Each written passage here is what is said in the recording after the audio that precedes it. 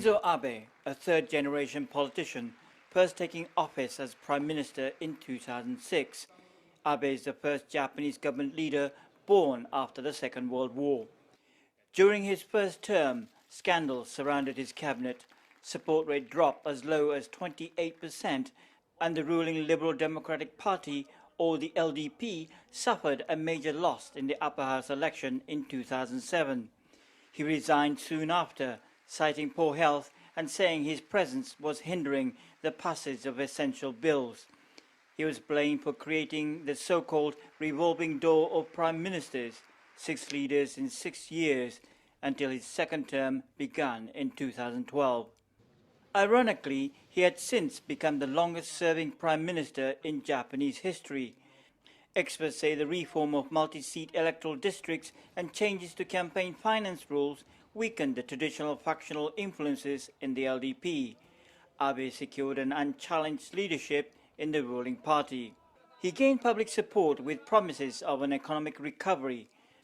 The so-called Abenomics was based on 3 arrows of monetary easing, fiscal stimulus and structural reforms. The public was desperate to crawl out of the prolonged deflation from the earthquake and tsunami that devastated the eastern coast of Japan. Corporate sentiments improved and Nikkei stock average made a steady recovery, more than doubling to over 23,000 in 2020 since he began his second term, despite inertia from the 2008 global recession. Analysts say Abe was cunning in balancing economic achievements, social welfare schemes, and aggressive diplomacy to boost Japanese exports, which maintained public support, while forcefully passing a number of unpopular security and defense-related bills. Tens of thousands have taken to the streets demanding him to step down. There was an anti-nuclear power demonstrations in 2014, followed a year later by protests over so-called war legislations in 2015, and favoritism scandal in 2018. But despite these, he managed to win in elections and maintaining a clear majority in both the upper and lower houses. In 2017, after President Donald Trump pulled the U.S. out of the Trans-Pacific talks, Abe tried to take the lead in the negotiations. He also tried to build stronger trade cooperations with China and another free trade agreement in the Asian Pacific, the Regional Comprehensive Economic Partnership.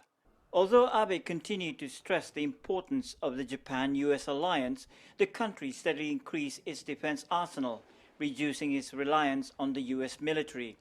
Abe's plan to revise Article 9 of Japan's pacifist constitution and increase its military budget raised concerns both at home and abroad.